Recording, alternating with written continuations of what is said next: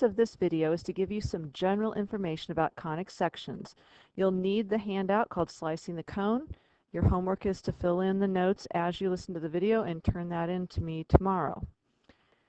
The first thing we're going to look at is how these cones, or how these conic sections come about. So first of all, you could fill in the curves produced when a plane intersects a double cone are called conic sections because they are sections of a cone. And I have some drawings to illustrate this, but I want to show you something that's a little more dynamic that would explain it and show it a little better. So I have here online a plane and a double cone, and we can kind of tilt this to show you that this is two hollow cones tip to tip, and we have a plane intersecting the cone at right angles to the axis of the cone, which goes straight down the middle of the cone like that. Now, if we tilt this cone, you will see that when we have a plane that cuts perpendicular to the axis of the cone, it forms a circle. Now, if I tilt this plane a little bit, then if I look inside, we see that it forms an ellipse. And the more I tilt it, the more elongated the ellipse becomes. Now, tilting this back again, if we continue to tilt this plane so that it becomes parallel to the edge of the cone here, so if we look at the edge, there's the edge of the cone, and this plane's perpendicular to that edge, or parallel to that edge, I'm sorry, I think I said perpendicular, this forms a parabola. So we have a parabola. Now, if we continue to tilt the plane so that it cuts through both what are called napes or naps of the cone, if I tilt this down, you'll see it forms the fourth conic section, which is a hyperbola. I want you to know something about the hyperbola. Notice that it is not nearly as curved as a parabola. It's almost V-shaped, as a matter of fact. Not exactly. Now, if I kept moving this until it intersects the vertex of the cone, you can see that instead of a hyperbola, it's not quite there yet. Instead of a hyperbola, I end up actually with just a pair of crossed lines, and this is known as a degenerate conic. So these are our conic sections. Pretty cool little thing, isn't it, to play with? So there's our circle, ellipse, parabola, hyperbola. So you can fill in then the name of the figure produced. Obviously here we have a circle, ellipse, parabola, and hyperbola. So those are the four conic sections. Now, when a plane intersects the vertex of the double cones, the intersection is either a point, which is what we have here, a line, or two cross lines. And these are all known as degenerate conics. Degenerate conics. So they're not actually a circle, ellipse, parabola, or hyperbola. And by the way, and just to let you know, this is not an eclipse. That has a C in it. It's an ellipse. Okay. The next thing I want to talk about is that each of the conic sections can be defined as a set of points that satisfies certain conditions. The most obvious one you learned earliest, is what a circle is. A circle is a set of points. I'm going to call this point P, and we're going to have, it has coordinates x, y. A set of points that are all equidistant, which just means equally far from, equidistance from the center of the circle. Okay, so every point that P is the radius r, that's the same from every, you know what I'm saying, never mind. Okay, ellipse. An ellipse, though, has 2 points here called foci. They're called F1 and F2. And if we have some point on the ellipse right here that is connected to the two foci, what's true about all of the points on the ellipse is that if we measure the distance from the point to each of the foci, add those two distances, the sum will always be the same. So I will define this, the set of the points for which the sum of the distances from the point to the two foci is constant. The sum of the distances from the point to the two foci is constant. And in fact, those two distances, and I'm going to call them D1 and D2 to correspond to what we did in the notes, D1 plus D2 is equal to the width of the ellipse.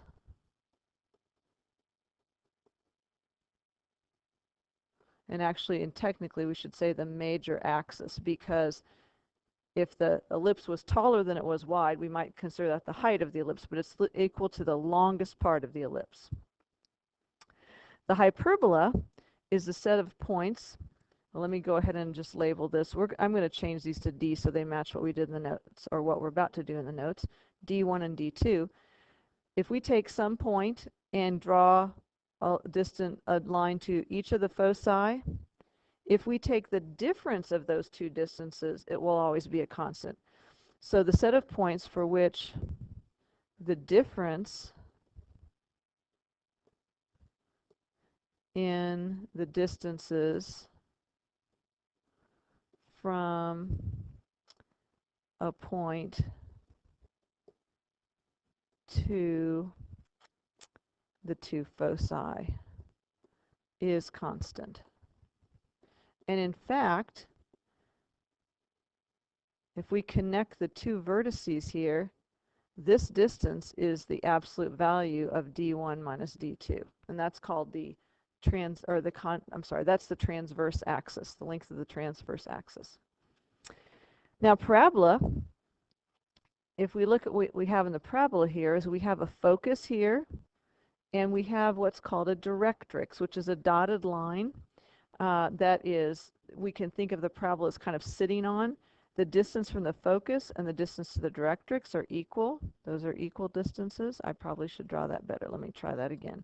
So the distance to the focus and the distance to the directrix are both equal. Those are the same distance. It turns out that no matter what point we put on here, I could put one over here, the distance from the focus to the point and the point to the directrix, if we drop a perpendicular line down to the directrix, is always equal. So these two distances are always the same. So the set of the points which are equidistant, in other words, equally far from the focus and the directrix. Now, these definitions then lead to the algebraic representation of these different conic sections. We're going to look specifically at the circle because it's the easiest one to do, and then I'm going to show you the parabola in the notes. We probably won't derive the formulas for the ellipse and the hyperbola, but it's done in a very similar way. So with a circle, let's just kind of sketch our circle. We've got a circle with center, and we're going to put the center at the origin because this is the easiest. Actually, no. We're going to put the center at a point HK. So let me redraw that. Sorry about that for you drawing your notes. So here's a circle. So we're just going to say here's our X and here's our Y and our axes. The center is at HK, and we're going to put a point here, P, and call the coordinates of that X and Y. And we're going to call this distance R for the radius of the circle. What we know is if we were to find the distance between these 2 points, the distance formula tells us that the distance between points HK and XY is X minus H squared plus Y minus K squared. And we know that that distance is R. And all we have to do now is square both sides of this equation. If we square both sides of the equation, we get X minus H squared plus Y minus K squared is equal to R squared, which is the equation of a circle. with a center at HK. We can do similar things, as I said, for the other conic sections, but I'm not going to do that right now using distance formula. The other ones are a little more complicated. Okay, next thing I want to talk about conic sections is they can all be written in the form ax squared plus bxy plus cy squared plus dx plus ey plus f equals 0, where a, b, c, d, e, and f are all constants. Some of them could be 0, which means some of those terms could be missing, but they can all be written in general in that form. For example, if I had some sort of, let me just do an example for the circle. Let's say this is x minus 3 squared plus y plus 1 squared equals 3 squared. So I could multiply this out and say this is x squared minus 6x plus 9 plus y squared plus 2y plus 1 equals 9. Actually, I better change. No, that's right. That'll work. So this, I can write then that x squared plus y squared minus 6x plus 2y, and then I have 10 over there, 9 plus 1 equals 0. So notice I don't have an xy term in this one, but I can write it in the form ax squared with a being 1 plus 0xy plus 1y squared minus 6x plus 2y plus 1 equals 0. So this is the general form, and this is what's known as standard form for graphing. So let's take a look.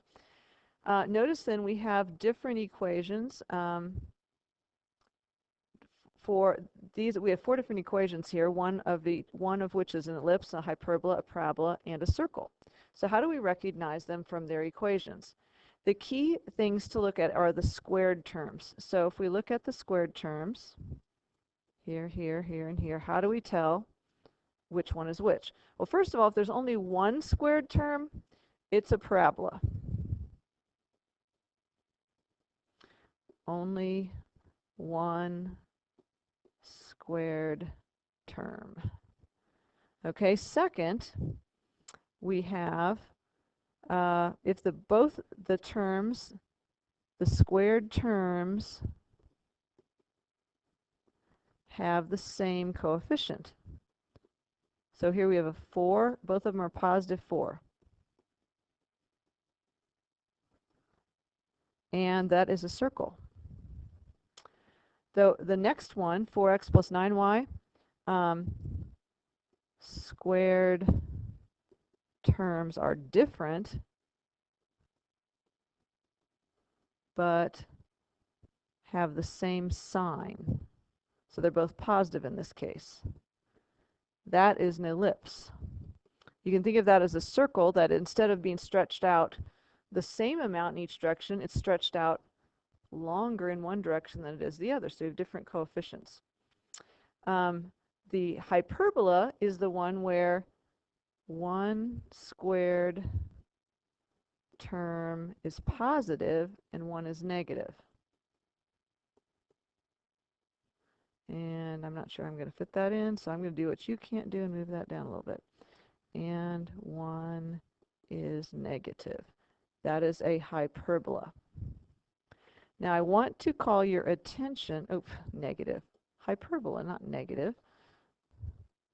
That one wouldn't have been worth a half point anyway. Okay, this is only true if b is 0. In other words, there's no xy term in the equation. If there's an xy term, if b is not equal to 0, there is an xy term.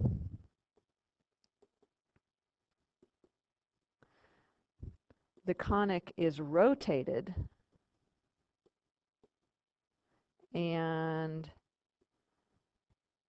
these rules don't apply.